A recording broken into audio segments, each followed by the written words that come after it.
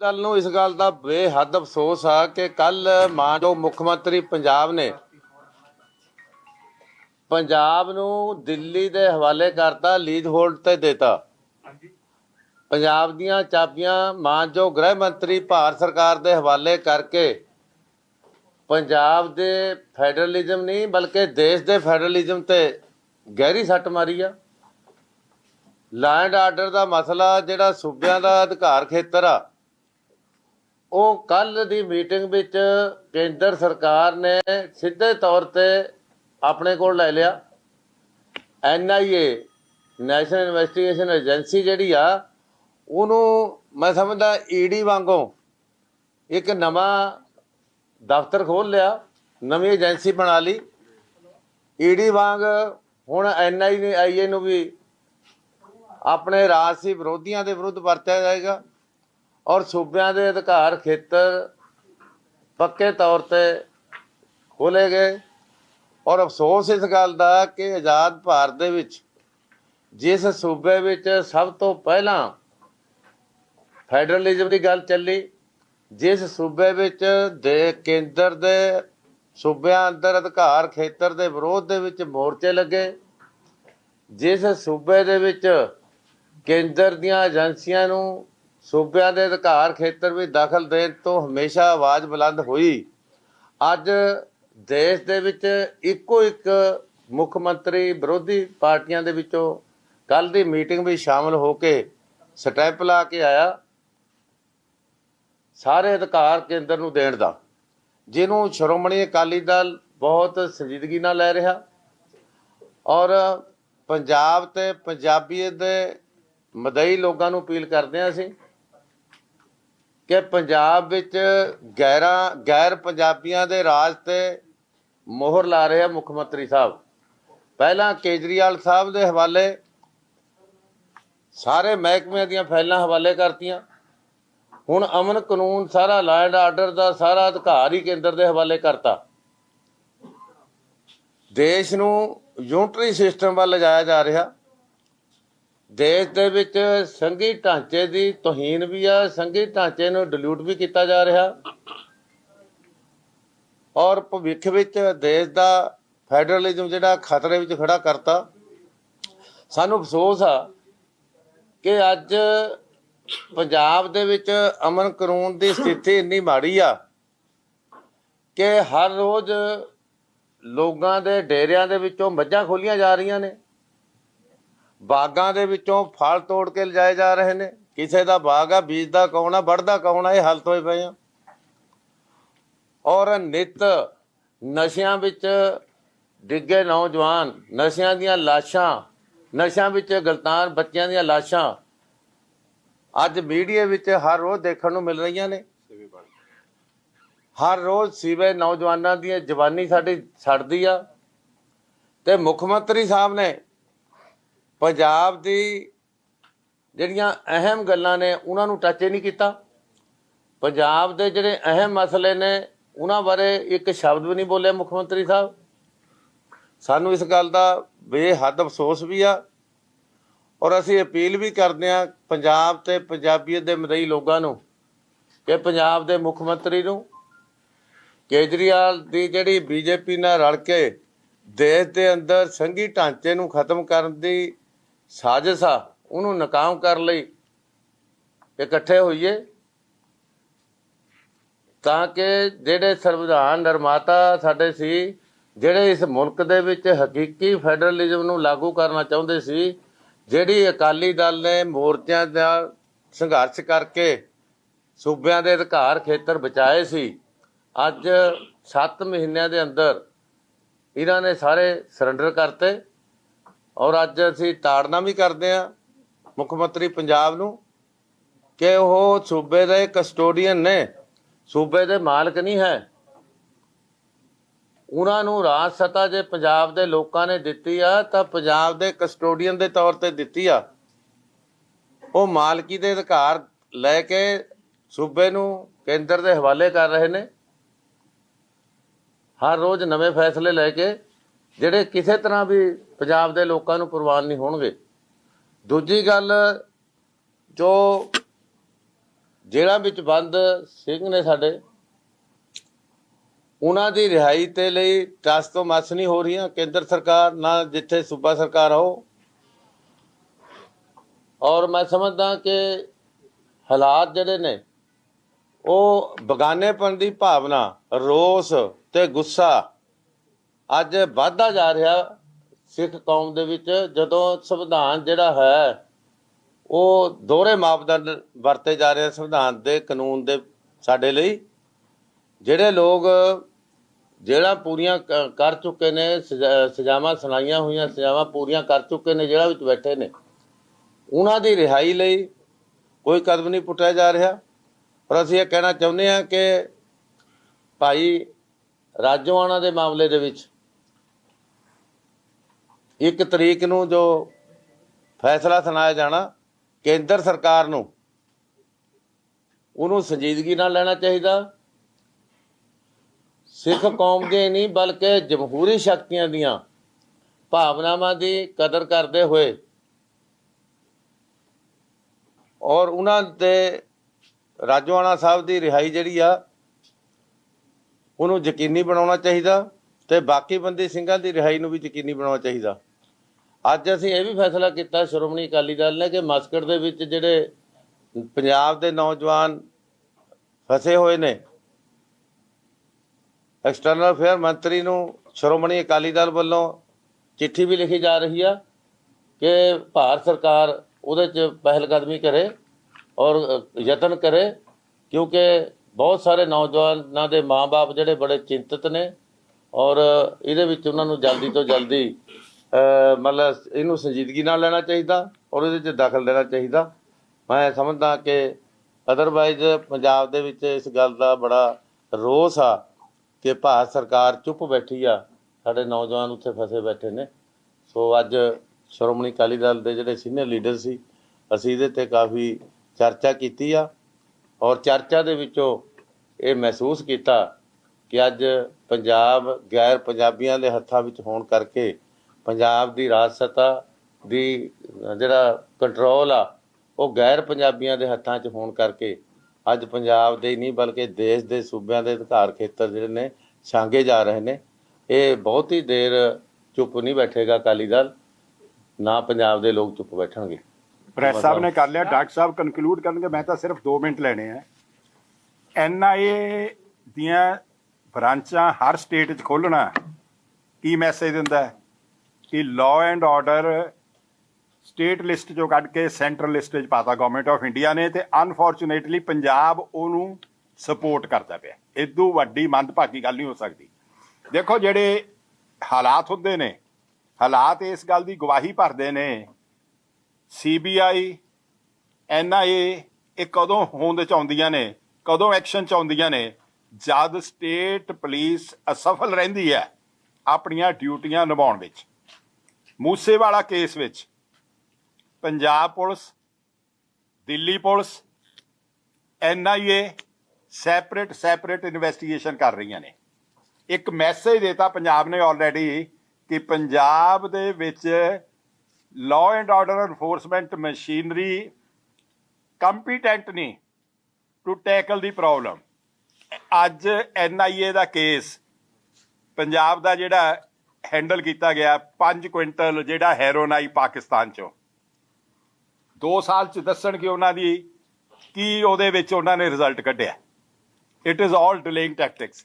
ਬੇਦਬੀ ਵਾਲੇ ਕੇਸ ਵਿੱਚ CBI ਕੋਲ ਇਨਵੈਸਟੀਗੇਸ਼ਨ ਗਈ, 4 ਸਾਲ ਫਾਈਲ ਉਹਨਾਂ ਕੋਲ ਰਹੀ, ਐਂਡ 4 ਸਾਲ ਦੀ ਫਾਈਲ ਤੋਂ ਬਾਅਦ ਉਹਨਾਂ ਨੇ ਕਿਹਾ ਕਿ ਦੋਸ਼ੀ ਕੋਈ ਨਹੀਂ ਇਹਨਾਂ 'ਚ।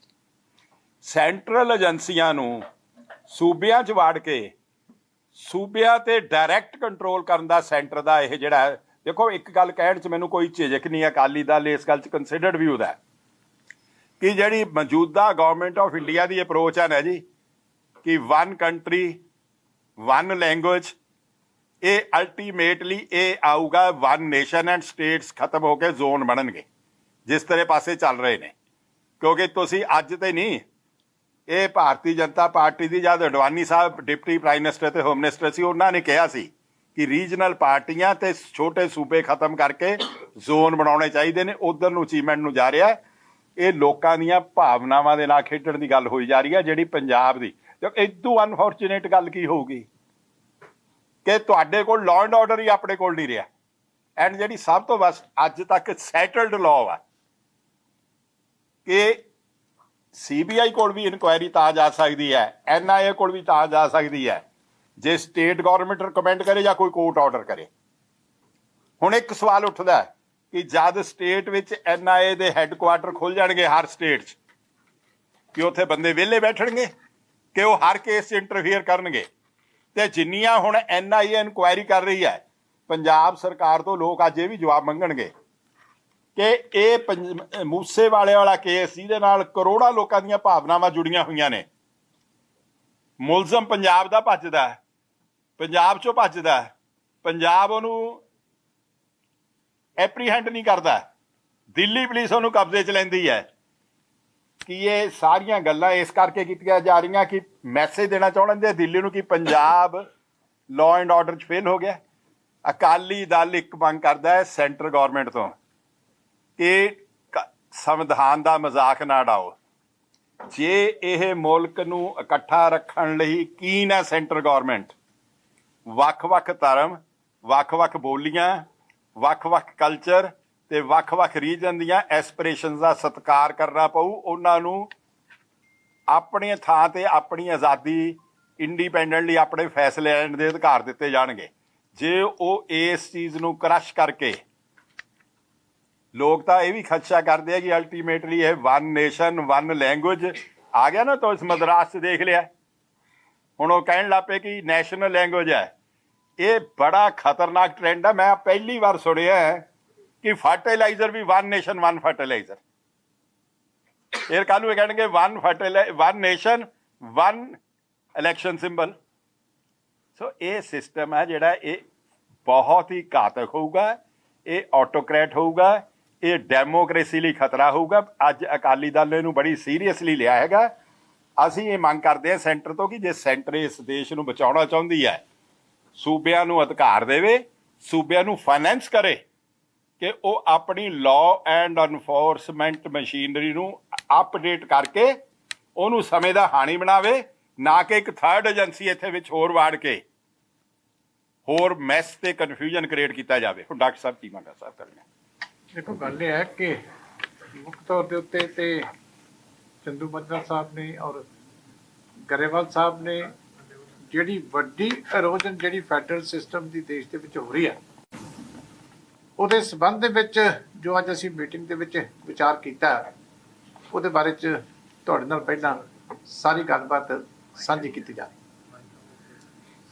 ਪਹਿਲੀ ਤਾਂ ਗੱਲ ਹੈ ਕਿ ਜਿਹੜੇ ਵੱਡੇ ਸੰਵਿਧਾਨਕ ਫੈਸਲੇ ਆ ਉਹਨਾਂ ਨੂੰ ਮੁੱਖ ਮੰਤਰੀਆਂ ਦੀਆਂ ਜਾਂ ਐਗਜ਼ੈਕਟਿਵ ਦੀਆਂ ਮੀਟਿੰਗਾਂ ਦੇ ਵਿੱਚ ਕਰਕੇ ਤੇ ਜਿਹੜੇ ਸੂਬਿਆਂ ਦੇ ਹੱਕ ਆ ਉਹ ਲਗਾਤਾਰ ਖੋਏ ਜਾ ਰਹੇ।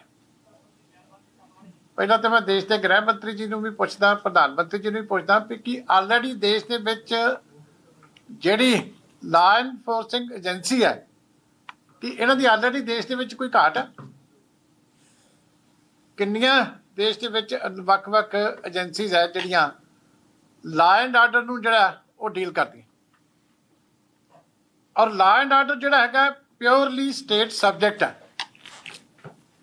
ਮੈਂ ਸਮਝਦਾ ਜਦੋਂ ਕੇਂਦਰ ਸਰਕਾਰ ਇਹੋ ਜਿਹਾ ਫੈਸਲਾ ਲੈਂਦੀ ਹੈ, ਇਹ ਰਾਜਾਂ ਦੀ ਪੁਲਿਸ ਦੇ ਉੱਤੇ ਜਿਹੜਾ ਉਹ ਬੇਭਰੋਸਗੀ ਪ੍ਰਗਟ ਕਰਨ ਵਾਲੀ ਗੱਲ ਹੁੰਦੀ ਹੈ ਕਿ ਜਿਹੜੀ ਸਟੇਟਾਂ ਦੀ ਪੁਲਿਸ ਹੈ ਇਹਨੂੰ ਸਾਡੇ ਦੇਸ਼ ਦੀ ਸਰਕਾਰ ਜਿਹੜੀ ਹੈ ਉਹ ਆਪਣੀ ਪੁਲਿਸ ਨਹੀਂ ਸਮਝਦੀ ਔਰ ਆਪਣਾ ਅਧਿਕਾਰ ਜਮਾਉਣ ਵਾਸਤੇ ਇੱਕ ਇੰਡੀਪੈਂਡੈਂਟ ਏਜੰਸੀ ਜਿਹੜੀ ਆ ਉਹ ਹਰ ਸਟੇਟ ਦੇ ਵਿੱਚ ਜਿਹੜੀ ਆ ਉਹਦਾ ਦਫ਼ਤਰ ਖੋਲ੍ਹ ਕੇ ਉੱਥੇ ਆਪਣਾ ਅਧਿਕਾਰ ਜਮਾਉਣਾ ਚਾਹੁੰਦੀ।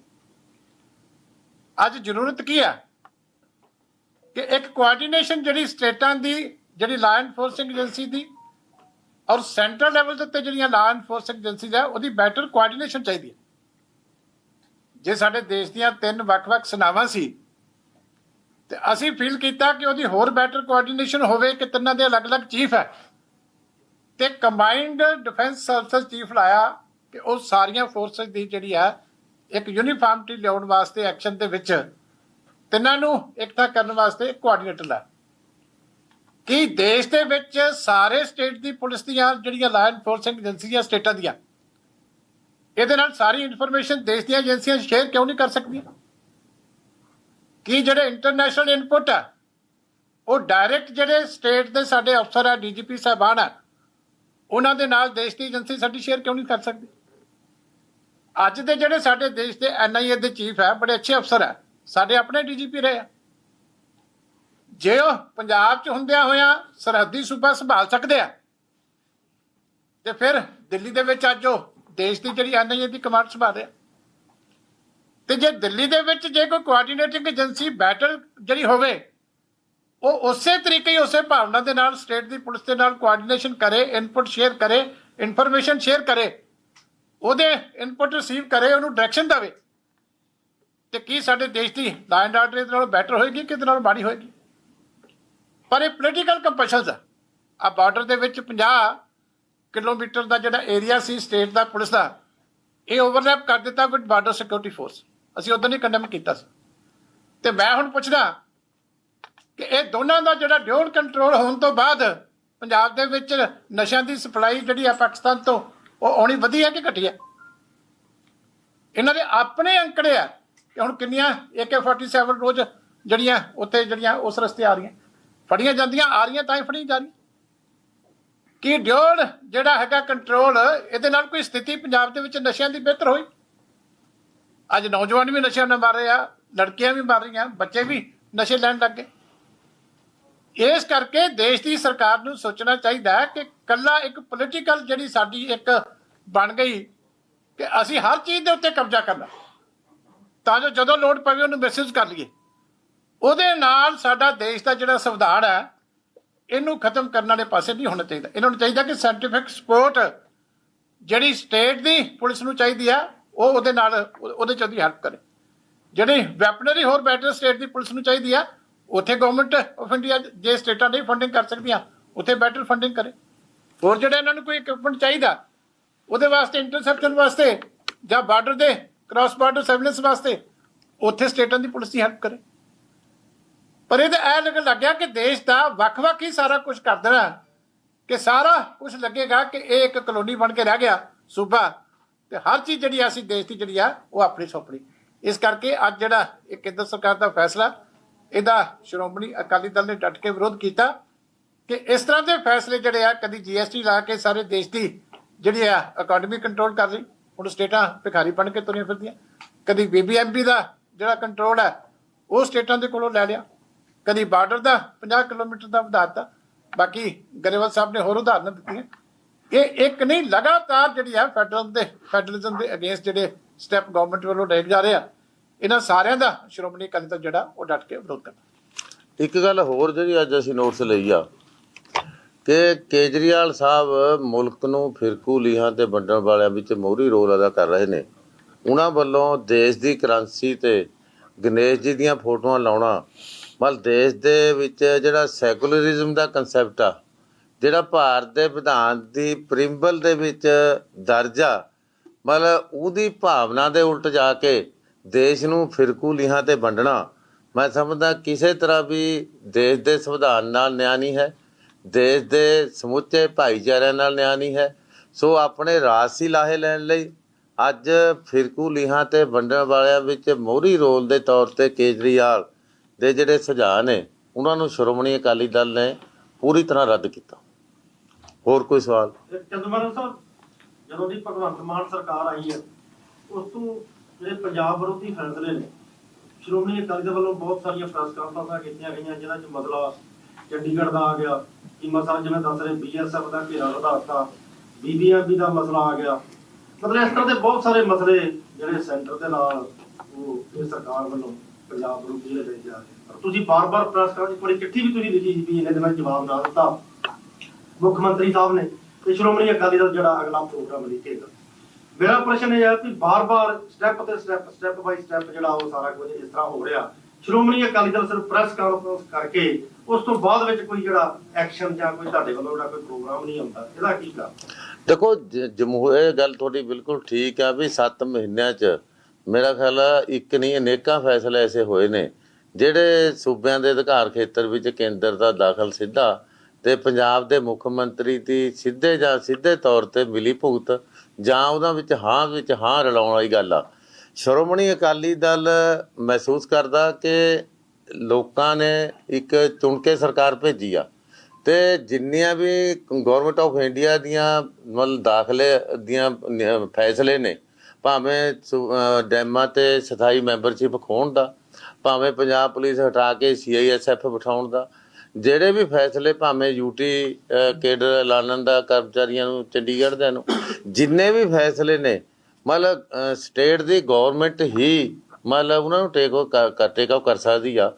ਅਸੀਂ ਇੱਕ ਵਾਰੀ ਨਹੀਂ, ਅਨੇਕਾਂ ਵਾਰ ਤੁਹਾਡੀ ਗੱਲ ਠੀਕ ਆ ਵੀ ਪੰਜਾਬ ਦੀ ਸਰਕਾਰ ਨੂੰ ਕਿਹਾ ਕਿ ਉਹ ਪੰਜਾਬ ਦੇ ਨੁਮਾਇੰਦੇ ਦੇ ਤੌਰ ਤੇ ਪੰਜਾਬ ਦੇ ਲੋਕਾਂ ਵੱਲੋਂ ਦਿੱਤੇ ਫਤਵੇ ਨੂੰ ਸਵੀਕਾਰ ਕਰਕੇ ਪੰਜਾਬ ਦਾ ਪੱਖ ਰੱਖਣ, ਨਾ ਕਿ ਕੇਜਰੀਵਾਲ ਸਾਹਿਬ ਦਾ ਪੱਖ ਰੱਖਣ। ਅਸੀਂ ਮਤਲਬ ਇਹਦੇ ਨਾਲ ਅਸੀਂ ਪੰਜਾਬ ਦੇ ਲੋਕਾਂ ਨੂੰ ਜਗਾਉਣ ਦਾ ਕੰਮ ਵੀ ਕਰਦੇ ਹਾਂ। ਪੰਜਾਬ ਦੇ ਲੋਕਾਂ ਨੂੰ ਜਦੋਂ ਅਸੀਂ ਜਗਾਵਾਂਗੇ ਫੇਰ ਹੀ ਉਹਨਾਂ ਨੂੰ ਅਸੀਂ ਜਥੇਬੰਦ ਕਰਕੇ ਸੜਕਾਂ ਤੇ ਲੈ ਕੇ ਆਵਾਂਗੇ। ਹੁਣ ਬਹੁਤੀ ਦੇਰ ਅਸੀਂ ਇੰਤਜ਼ਾਰ ਨਹੀਂ ਕਰ ਸਕਾਂਗੇ। ਬਹੁਤ ਜਲਦੀ ਸਾਨੂੰ ਸੜਕਾਂ ਤੇ ਆਉਣਾ ਪਏਗਾ। ਬਹੁਤ ਜਲਦੀ ਪੰਜਾਬ ਤੇ ਪੰਜਾਬੀਅਤ ਦੇ ਮਦਈਆਂ ਦਾ ਇਕੱਠ ਸ਼੍ਰੋਮਣੀ ਅਕਾਲੀ ਦਲ ਸੱਦੇਗਾ ਆਉਣ ਵਾਲੇ ਸਮੇਂ 'ਚ। ਔਰ ਇਹ ਜਿਹੜੀ ਮਤਲਬ ਆਪਾ ਧਾਪੀ ਪੈ ਗਈ, ਮਨ ਮਰਜ਼ੀਆਂ ਹੋ ਗਈਆਂ, ਮਤਲਬ ਸ਼ਰੇਆਮ ਪੰਜਾਬ ਦੇ ਅਧਿਕਾਰ ਖੇਤਰ ਦੇ ਵਿੱਚ ਕੇਂਦਰ ਦਾ ਮਤਲਬ ਸਿੱਧਾ ਦਾਖਲ ਹੋ ਗਿਆ। ਇਹ ਯੂਨਿਟਰੀ ਸਿਸਟਮ ਨੇ ਬਣਾ ਕੇ ਰੱਖਤਾ ਮੁਲਕ ਨੂੰ। ਮਤਲਬ ਇਹਦੇ ਵਿਰੁੱਧ ਆਵਾਜ਼ ਅਸੀਂ ਦੇਸ਼ ਦੇ ਜਿਹੜੇ ਹਮਖਿਆਲ ਪਾਰਟੀਆਂ ਉਹਨਾਂ ਨਾਲ ਵੀ ਸੰਪਰਕ ਕਰ ਰਹੇ ਹਾਂ ਤੇ ਸੂਬੇ ਅੰਦਰ ਵੀ ਮਤਲਬ ਇਸ ਕਿਸਮ ਦਾ ਮਾਹੌਲ ਤਿਆਰ ਕਰਕੇ ਮਤਲਬ ਦੂਜੀਆਂ ਪਾਰਟੀਆਂ ਨੂੰ ਵੀ ਅਸੀਂ ਕੋਸ਼ਿਸ਼ ਕਰਾਂਗੇ ਜਿਹੜੀਆਂ ਪੰਜਾਬ ਦਾ ਭਲਾ ਚਾਹੁੰਦੀਆਂ ਨੇ ਤੇ ਇਹ ਜਿਹੜੇ ਪੰਜਾਬ ਦੇ ਅਧਿਕਾਰ ਖੇਤਰ ਵਿੱਚ ਕੇਂਦਰ ਦੇ ਦਾਖਲ ਦੇ ਵਿਰੁੱਧ ਨੇ ਵੀ ਉਹਨਾਂ ਨੂੰ ਨਾਲ ਲਾਈਏ। ਤੇ ਆਉਣ ਵਾਲੇ ਸਮੇਂ 'ਚ ਅਸੀਂ ਆਵਾਂਗੇ, ਪਰ ਅਜੇ ਇਸ ਗੱਲ ਦੀ ਮਤਲਬ ਜਗਾਉਣ ਦੀ, ਸੁਚੇਤ ਕਰਨ ਦੀ ਵਿਧੀ ਤੇ ਤੁਰੇ ਹੋਏ। ਚੰਦੂਮਾਜਰਾ ਸਾਹਿਬ, ਇੱਕ ਕੱਲ ਮੰਗ ਕੀਤੀ ਗਈ ਹੈ ਕਿ ਜਿਹੜੀ ਕੰਡਿਆਲੀ ਤਾਰ ਹੈ 150 ਤੋਂ 200 ਮੀਟਰ ਪਿੱਛੇ ਨੂੰ ਕਰ ਦਿੱਤੀ ਜਾਵੇ ਤਾਂ ਕਿ ਕਿਸਾਨਾਂ ਦਾ ਫਾਇਦਾ ਹੋ ਸਕੇ। ਨਹੀਂ, ਅਸੀਂ ਤਾਂ ਕਹਿੰਦੇ ਹਾਂ ਕੰਡਿਆਲੀ ਤਾਰ ਹੋਣੀ ਨਹੀਂ ਚਾਹੀਦੀ। ਕੰਡਿਆਲੀ ਤਾਰ ਜਨੀਆ ਜਿਵੇਂ ਚੀਮਾ ਸਾਹਿਬ ਨੇ ਕਿਹਾ ਵੀ ਕੰਡਿਆਲੀ ਤਾਰ ਤੇ ਪਹਿਲਾਂ ਵੀ ਜਿਹੜੀ ਸਮਗਲਿੰਗ ਹੁੰਦੀ ਸੀ ਤੇ ਕੰਡਿਆਲੀ ਤਾਰ ਲੱਗਣ ਤੋਂ ਬਾਅਦ ਉਦੋਂ ਮੇਰਾ ਦੁੱਗਣੀ ਤਿੱਗਣੀ ਹੋਈ ਆ। ਹੁਣ ਤਾਂ ਡਰੋਨ ਸਿਸਟਮ ਹੋ ਗਏ, ਹੁਣ ਤਾਂ ਕੰਡਿਆਲੀ ਤਾਰ ਦੀ ਲੋੜ ਹੀ ਨਹੀਂ ਰਹੀ। ਅਸੀਂ ਤਾਂ ਇਹ ਕਹਾਂਗੇ ਵੀ ਕੰਡਿਆਲੀ ਤਾਰ ਦੀ ਵੀ ਲੋੜ ਨਹੀਂ। ਗੱਲ ਤਾਂ ਸੰਜੀਦਗੀ ਨਾਲ ਲੈਣ ਦੀ ਆ, ਗੱਲ ਤਾਂ ਮਤਲਬ ਸਾਰੇ ਸਿਸਟਮ ਨੂੰ ਸੁਧਾਰਨ ਦੀ ਆ। ਚਾਹੇ ਕੰਡਿਆਲੀ ਤਾਰਾਂ ਲਾ ਲੈਣ, ਭਾਵੇਂ ਟੋਏ ਪੁੱਟ ਲੈਣ, ਖਾਈਆਂ ਪੁੱਟ ਲੈਣ, ਮਤਲਬ ਇਹ ਜਿੰਨਾ ਇਸ ਕਿਸਮ ਦਾ ਕਰਨਗੇ ਉਹ ਤਾਂ ਵਧੇਗਾ, ਘਟੇਗਾ ਨਹੀਂ, ਨਾ ਘਟਿਆ। ਨਾਲੇ ਇਹਦਾ ਦੂਸਰਾ ਪੱਖ ਬੜਾ ਸਾਫ਼ ਹੈ ਨਾ, ਪਿੱਛੇ ਕਰਕੇ ਸੈਂਟਰ ਗਵਰਨਮੈਂਟ ਤੋਂ ਜਿਹੜਾ ਪੈਸਾ ਆਉਣਾ ਉਹਨਾਂ ਨੂੰ ਰਿਲੀਫ ਦੇਣਾ ਚਾਹੁੰਦੀ ਹੈ, ਤਾਂ ਮਿਲੀ ਭੁਗਤਾ ਹੈ। ਇਹ ਤੋਂ ਡਿਮਾਂਡ ਕਰਾ ਦੀ ਉਹ ਐਕਸੈਪਟ ਕਰ ਲੈਣਗੇ। ਬੜੀ ਸਪਸ਼ਟ ਗੱਲ ਆ, ਬਿਯੋਂਡ ਦੀ ਤਾਰ ਪੈਸੇ ਦੇਣੇ ਪੈਂਦੇ ਕਿਸਾਨ ਨੂੰ। ਉਹ ਕਹਿਣਗੇ ਜੀ ਕਿ ਮੈਂ ਤਾਂ ਉਹ ਤਾਰਾਂ ਦੇ ਵਿੱਚ ਲਵਾਤਾ। ਅਲਟੀਮੇਟਲੀ ਤਾਂ ਪੇਮੈਂਟ ਬਚਾਉਣੀ ਚਾਹੁੰਦੀ ਹੈ। ਦੇਖੋ ਇਸ ਵੇਲੇ ਜਿਹੜੀ ਗਵਰਨਮੈਂਟ ਹੈ ਉਹ ਪੰਜਾਬ ਲਈ ਤਾਂ ਯੂਨਿਟਰੀ ਫਾਰਮ ਆਫ ਗਵਰਨਮੈਂਟ ਹੀ ਹੈ। ਦਿੱਲੀ ਗਵਰਨ ਕਰਦਾ, ਇਹ ਉਹਨੂੰ ਐਕਸੀਕਿਊਟ ਕਰਦੇ ਆ। ਅਦਰਵਾਈਜ਼ ਕੋਈ ਵੀ ਬੰਦਾ ਆਪਣੀ ਪਾਵਰ ਸਰੈਂਡਰ ਨਹੀਂ ਕਰਦਾ। ਤੁਸੀਂ ਆਪਣੀ, ਮੈਂ ਇੱਕ ਗੱਲ ਕਹਿਣਾ ਕਿ ਕਿਸੇ ਵੀ ਪੱਖਪਾਤ ਤੋਂ ਉੱਪਰ ਉੱਠ ਕੇ ਪੰਜਾਬ ਅੱਜ ਜਾਣਨਾ ਚਾਹੁੰਦਾ ਕਿ ਮੂਸੇਵਾਲਾ ਮਰਡਰ ਕੇਸ 'ਚ ਬਣਿਆ ਕੀ। ਕਦੇ ਇਨਵੈਸਟੀਗੇਸ਼ਨ 3 ਏਜੰਸੀਆਂ ਜਦ ਕਰਨਗੀਆਂ, ਗਵਾਹ ਕੌਣ ਭੁਗਤਾਊਗਾ? ਬਸ ਹਾਂਜੀ, ਮੈਂ ਤਾਂ ਇਹ ਪੁੱਛ। ਚੰਦੂਮਾਜਰਾ ਸਾਹਿਬ, ਸਵਾਲ ਇਹ ਹੈ ਕਿ ਜਦੋਂ ਝੁੰਦਾ ਕਮੇਟੀ ਤੋਂ ਬਾਅਦ ਪ੍ਰਧਾਨ ਸਾਹਿਬ ਨੇ ਕਿਹਾ ਸੀ ਕਿ ਨਵੰਬਰ ਤੱਕ ਬੂਥ ਲੈਵਲ ਤੋਂ ਲੈ ਕੇ ਉੱਪਰ ਤੱਕ ਸਾਰੀਆਂ ਜਿਹੜੀਆਂ ਹਲਕਾ ਵਾਈਜ਼ ਜਿਹੜੀਆਂ ਨੇ ਉਹ ਜਥੇਬੰਦ ਦਾ ਢਾਂਚਾ ਉਹ ਤਿਆਰ ਹੋ ਜਾਏਗਾ। ਉਸ ਦੇ ਵਿੱਚ ਪ੍ਰਕਿਰਿਆ ਕਿੱਥੇ ਕੁ ਤੱਕ ਪਹੁੰਚੀ ਹੈ? ਕਿਉਂਕਿ ਜਿਹੜੀਆਂ ਰਿਪੋਰਟਾਂ ਸਾਡੇ ਕੋਲ ਆਉਂਦੀਆਂ ਕਿ ਦੇਰੀ ਹੋ ਰਹੀ ਹੈ। ਦੇਰੀ ਕਿਉਂ ਹੋ ਰਹੀ ਹੈ? ਉਹਦੇ ਪਿੱਛੇ ਕਾਰਨ ਕੀ ਹੈ? ਨਹੀਂ, ਦੇਰੀ ਤਾਂ ਨਹੀਂ ਹੋ ਰਹੀ, ਇਹਦਾ ਪ੍ਰੋਸੈਸ ਜਾਰੀ ਆ। ਅਜੇ ਤਾਂ 30 ਨਵੰਬਰ, ਅਜੇ ਤਾਂ ਨਵੰਬਰ ਮੇਰਾ ਖਿਆਲ ਸ਼ੁਰੂ ਹੋਣਾ। ਅਜੇ 30 ਨਵੰਬਰ ਤੱਕ ਕਿਹਾ ਸੀ ਵੀ ਅਜੇ ਜਾਰੀ ਆ, ਪ੍ਰੋਸੈਸ ਜਾਰੀ। ਮਲਟੀਪਲ ਫੈਕਟਰਸ ਹੁੰਦੇ ਆ, ਹੁਣ ਵਾਢੀ ਆ ਜਾਂਦੀ ਹੈ, ਉਹਦੇ ਲਈ ਸ਼ੁਰੂ ਬਜਾਈ ਆ ਜਾਂਦੀ ਹੈ, ਉਹਦੇ ਨਾਲ ਪੋਲੀਟੀਕਲ ਕੰਮ ਨਾਲੋਂ ਲੋਕਾਂ ਨੇ ਉਸ ਕੰਮ ਨੂੰ ਵੀ ਕੰਟੀਨਿਊ ਆ, ਉਹਦਾ ਜਾਨੀ ਪ੍ਰੋਸੈਸ ਜਾਰੀ। ਐਸਜੀਪੀਸੀ ਚੋਣਾਂ ਨੂੰ ਲੈ ਕੇ ਲਗਾਤਾਰ ਉਹ ਵਾਦ ਵਿਵਾਦ ਉਹ ਦੇਖਣ ਨੂੰ ਮਿਲ ਰਿਹਾ। ਤਾਂ ਬੀਬੀ ਜੀ ਜਿਸ ਤਰੀਕੇ ਨਾਲ ਬਿਆਨਬਾਜ਼ੀ ਕਰ ਰਹੇ ਨੇ, ਉਸ ਤੋਂ ਬਾਅਦ ਕੱਲ ਪ੍ਰਧਾਨ ਸਾਹਿਬ ਨੇ ਵੀ ਜਵਾਬ ਦਿੱਤਾ ਹੈ। ਇੱਕ ਲਿਫਾਫਾ ਕਲਚਰ ਦਾ ਬੜਾ ਉਹ ਜ਼ਿਕਰ ਹੋ ਰਿਹਾ ਹੈਗਾ। ਕਿਤੇ ਨਾ ਕਿਤੇ ਇਹ ਲੱਗ ਰਿਹਾ ਹੈਗਾ ਕਿ ਜਿਹੜੀ ਐਸਜੀਪੀਸੀ ਪ੍ਰਧਾਨਗੀ ਦੀ ਲੜਾਈ ਪਿੱਛੇ ਰਹਿ ਗਈ, ਕਿਤੇ ਹੋਰ ਪਾਸੇ ਨੂੰ ਲੈ ਕੇ ਲੜਾਈ ਜਾਈ ਜਾ ਰਹੀ ਹੈਗੀ ਹੈ। ਤੁਹਾਨੂੰ ਲੱਗਦਾ ਹੈ ਕਿ ਗੋਲਕਾਂ ਵੱਲ ਜਾ ਰਹੀ ਹੈਗੀ ਲੜਾਈ ਹੈਗੀ? ਇਸ ਨੂੰ ਕਿਵੇਂ ਦੇਖਦੇ ਹੋ? ਲਿਫਾਫਾ ਕਲਚਰ ਬਾਰੇ ਕੀ ਕਹਿੰਦੇ? ਨਹੀਂ, ਪਹਿਲੀ ਗੱਲ ਤਾਂ ਸ਼੍ਰੋਮਣੀ ਗੁਰਦੁਆਰਾ ਪ੍ਰਬੰਧਕ ਕਮੇਟੀ ਜਿਹੜੀ ਗੁਰਦੁਆਰਾ ਸਾਹਿਬਾਨਾਂ ਦੇ ਪ੍ਰਬੰਧ ਲਈ ਆ, ਸੇਵਾ ਸੰਭਾਲ ਲਈ ਆ, ਇਹਨੂੰ ਗੋਲਕਾਂ ਦੀ ਗੱਲ ਕਹਿਣਾ, ਗੋਲਕਾਂ ਬਾਰੇ ਜਾਤੀ ਆ ਕਹਿਣਾ ਸਰਾਸਰ। ਬਹੁਤ ਵੱਡੀ ਜਾਤੀ ਆ। ਔਰ ਮੈਂ ਸਮਝਦਾ ਇਹ ਉਹ ਲੋਕ ਹੀ ਕਹਿੰਦੇ ਨੇ ਜਿਹੜੇ ਗੁਰਦੁਆਰਾ ਸਾਹਿਬ ਦਾ ਕੰਸੈਪਟ ਨਹੀਂ ਜਾਣਦੇ, ਕਿਉਂਕਿ ਗੁਰਦੁਆਰਾ ਕੇਵਲ ਪੂਜਾ ਦਾ ਸਥਾਨ ਨਹੀਂ ਹੈ, ਤਾਂ ਮੱਥਾ ਟੇਕਣ ਦਾ ਹੀ ਸਥਾਨ ਨਹੀਂ। ਗੁਰਦੁਆਰਾ ਸਾਹਿਬ ਭੁੱਖੇ ਨੂੰ ਲੰਗਰ ਵੀ ਛਕਾਉਂਦਾ ਤੇ ਰਹਿਣ ਬਸੇਰੇ ਦੇ ਤੌਰ ਤੇ ਵੀ ਪ੍ਰਚਾਰ ਦਾ ਕੇਂਦਰ ਵੀ ਆ। ਸੋ ਇਹ ਗੱਲਾਂ ਜਿਹੜੀਆਂ ਗੁਰਦੁਆਰਾ ਪ੍ਰਬੰਧਕ ਕਮੇਟੀ ਨੇ ਆਪਣੇ ਲੰਮੇ ਸਮੇਂ ਦੇ ਵਿੱਚ ਮਤਲਬ ਬਾਖੂਬੀ ਨਿਭਾਈਆਂ ਨੇ। ਸੋ ਇਸ ਕਰਕੇ ਜਿਨ੍ਹਾਂ ਨੂੰ ਇਹ ਚੁੱਭਦੀ ਆ ਉਹ ਕਿਸੇ ਨਾ ਕਿਸੇ ਤਰ੍ਹਾਂ ਦੇ ਇਤਰਾਜ਼ ਲਾਉਂਦੇ ਰਹਿੰਦੇ ਨੇ।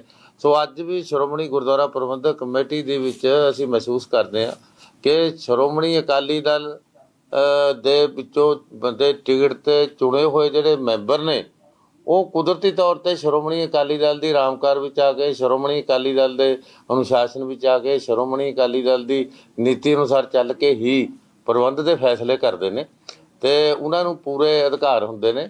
ਤੇ ਮੈਂ ਸਮਝਦਾ ਵੀ ਬੀਬੀ ਜਗੀਰ ਕੌਰ ਵੀ ਉਸੇ ਕਲਚਰ ਦੇ ਵਿੱਚੋਂ, ਉਹਨਾਂ ਹਾਲਾਤਾਂ ਚੋਂ ਹੀ ਲੰਘੇ ਨੇ। ਉਹ ਵੀ ਇਸ ਗੱਲ ਦੀ ਕਦਰ ਕਰਨਗੇ। ਸਾਨੂੰ ਇਸ ਗੱਲ ਦਾ ਵਿਸ਼ਵਾਸ ਆ ਕਿ ਸ਼੍ਰੋਮਣੀ ਗੁਰਦੁਆਰਾ ਪ੍ਰਬੰਧਕ ਕਮੇਟੀ ਦੀ ਜਿਹੜੀ ਚੋਣ ਆ ਰਹੀ ਆ ਇਹਦੇ 'ਚ ਸਾਰੇ ਮਤਲਬ ਇਕਜੁੱਟਤਾ ਨਾਲ, ਇੱਕ ਸੁਰਤਾ ਨਾਲ ਮਤਲਬ ਅਸੀਂ ਫੈਸਲੇ ਕਰਾਂਗੇ ਜੋ ਸਾਡੇ ਮੈਂਬਰ ਸਾਹਿਬਾਨ ਨੇ। ਅਸੀਂ ਉਹਨਾਂ ਤੇ ਹਾਂਜੀ ਨਹੀਂ, ਅੱਜ ਕੋਈ ਮਤਲਬ ਉਸ ਤਰ੍ਹਾਂ ਦੀ ਮੀਟਿੰਗ ਤਾਂ ਹੈ ਨਹੀਂ ਸੀ। ਅੱਜ ਤੱਕ ਕੋਈ ਮਤਲਬ ਇਨਫਾਰਮਲ ਮੀਟਿੰਗ ਸੀ, ਜਿਹੜੇ ਕੋਈ ਇੱਥੇ ਅਵੇਲੇਬਲ ਸੀ ਉਹਨਾਂ ਨਾਲ। ਆਹ ਜਿਹੜੀ ਕੱਲ ਮੀਟਿੰਗ ਹੋਈ ਹੈ ਨਾ ਭਗਵੰਤ ਮਾਨ ਉਹਨਾਂ ਦੀ ਦਿੱਲੀ, ਉਹਦੇ ਕਰਕੇ ਹੀ ਸਾਨੂੰ ਸੱਦਣੇ ਪਏ। ਪਾਰਟੀ 'ਚ ਮਤਭੇਦ ਹੈਗਾ? ਨਹੀਂ, ਇਹਦੇ 'ਚ ਕੋਈ ਮਤਭੇਦ ਨਹੀਂ ਹੈ। ਇਹਦੇ 'ਚ ਕੋਈ ਸਾਰੇ ਇੱਕ ਰਾਏ ਦੇ ਨੇ, ਮਤਲਬ ਇਹਦੇ 'ਚ ਕੋਈ ਕਿਸੇ ਤਰ੍ਹਾਂ ਦੀ ਨਹੀਂ।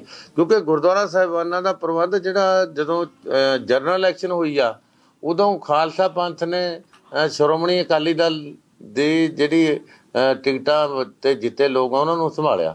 ਹੁਣ ਉਹ ਜਿਹੜੇ ਮੈਂਬਰ ਨੇ ਉਹਨਾਂ ਨੇ ਮਤਲਬ ਆਪਣੇ ਦਿਮਾਗ ਨਾਲ ਆਪਣੀ ਸੇਵਾ ਕਰਕੇ ਜਿਹੜਾ ਨਾਂ ਬਣਾਇਆ, ਆਉਣ ਵਾਲੇ ਸਮੇਂ ਦੇ ਵਿੱਚ ਵੀ ਉਹ ਇਸੇ ਤਰ੍ਹਾਂ ਜਾਰੀ ਰੱਖਣਗੇ, ਉਹਨਾਂ ਨੂੰ ਕੋਈ ਪ੍ਰੋਬਲਮ ਨਹੀਂ। ਮੈਂ ਤੁਹਾਡੀ ਇੱਕ ਗੱਲ ਦਾ ਜ਼ਰੂਰ ਕਹਿਣਾ ਚਾਹੁੰਦਾ, ਗੋਲਕ ਦਾ ਦੇਖੋ, ਮੈਨੂੰ ਇਸ ਗੱਲ ਦਾ ਬੜਾ ਅਫਸੋਸ ਹੈ, ਗੁਰਦੁਆਰਾ ਐਕਟ ਨਹੀਂ ਕੋਈ ਪੜ੍ਹਦਾ।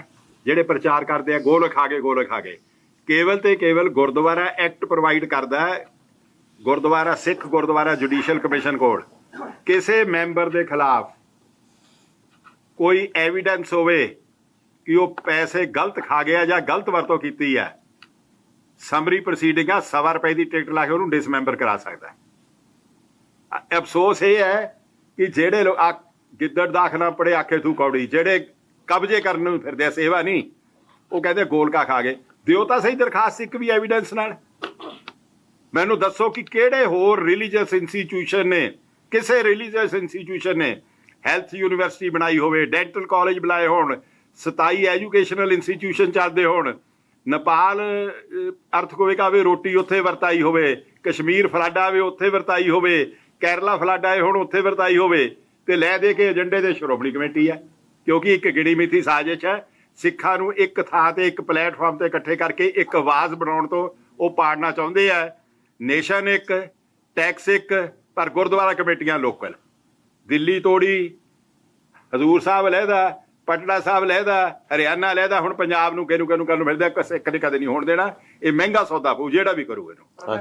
ਪੰਜਾਬ ਦੇ ਵਿੱਤੀ ਹਾਲਾਤ ਕਿਵੇਂ ਤੇ 11,000 ਕਰੋੜ ਦਾ ਕਰਜ਼ ਹੁਣ ਤੱਕ ਉਹ ਫੇਰ ਕਰਾਂਗੇ ਉਹ ਕਰ ਰਹੇ। ਪੰਜਾਬ ਦੇ ਆਰਥਿਕ ਹਾਲਾਤ ਜਿਹੜੇ ਆ ਕੋਈ ਬਹੁਤ ਅੱਛੇ ਨਹੀਂ ਹੈ। ਔਰ ਬੜੇ ਜਿਸ ਸੂਬੇ ਦੇ ਸਿਰ 11,000 ਕਰੋੜ ਕਰਜ਼ਾ 7 ਮਹੀਨਿਆਂ ਚੜ੍ਹ ਗਿਆ ਹੋਵੇ, ਉਹ ਸੂਬੇ ਦੀ ਆਰਥਿਕ ਹਾਲਤ ਤੁਸੀਂ ਦੇਖ ਸਕਦੇ ਹੋ।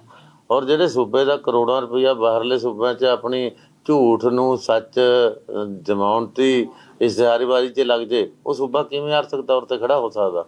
ਇਹ ਚਿੰਤਾ ਸਾਰਿਆਂ ਨੂੰ, ਜਿਹੜੇ ਪੰਜਾਬ ਦਾ ਅੰਨ ਪਾਣੀ ਖਾਂਦੇ ਨੇ, ਪੰਜਾਬ 'ਚ ਰਹਿੰਦੇ ਨੇ, ਅੱਜ ਉਹ ਸਾਰੇ ਲੋਕ ਚਿੰਤਤ ਨੇ ਕਿ ਪੰਜਾਬ ਨੂੰ ਕਿਸ ਪਾਸੇ ਵੱਲ ਧੱਕਿਆ ਜਾ ਰਿਹਾ। ਇੱਕ ਚੰਦਮਲ ਸਾਹਿਬ, ਬੀਬੀ ਜੀ ਜਗੀਰ ਕੌਰ ਜੀ ਕਹਿੰਦੇ ਨੇ ਵੀ ਮੈਂ ਪ੍ਰਧਾਨਗੀ ਦੇ ਲਈ ਲਿਖ ਕੇ ਦਿੱਤਾ ਹੈ ਪਾਰਟੀ ਨੂੰ, ਮਤਲਬ ਅਪੀਲ ਕੀਤੀ ਜਾਂ ਬੇਨਤੀ ਕੀਤੀ ਹੈ, ਜੇ ਮੇਰਾ ਨਾਂ ਵਿਚਾਰਿਆ ਉਹਨਾਂ ਨੇ, ਤੇ ਉਹਨਾਂ ਨੇ ਇਸ਼ਾਰਾ ਵੀ ਕੀਤਾ ਕਿ ਮੈਂ ਜਿਹੜੀ ਹੈ ਚੋਣ ਜਿਹੜੀ ਆ ਦੇਖੋ ਬੀਬੀ ਜੀ ਨੇ ਜੇ ਕਿਹਾ ਤਾਂ ਚੰਗੀ ਗੱਲ ਆ। ਪਾਰਟੀ ਜੇ ਉਹ ਚੋਣ ਦੇਖੋ ਕਲੇਮ ਕਰਨਾ ਸਾਰਿਆਂ ਦਾ ਅਧਿਕਾਰ ਆ, ਪਰ ਜੇ ਖਤਮ ਕਰ ਦੇਣੀ ਚਾਹੀਦੀ ਹੈ। ਬਾਕੀ ਦਾ ਕਲੇਮ ਕਰਨਾ ਤਾਂ ਉਹਨਾਂ ਦਾ ਅਧਿਕਾਰ ਆ, ਤਾਂ ਉਹਦਾ ਸਵਾਗਤ ਕਰਦੇ ਹਾਂ ਕਿ ਕਲੇਮ ਕਰਨ ਦਾ। ਤਾਂ ਥੈਂਕ ਯੂ। ਥੈਂਕ ਯੂ ਜੀ।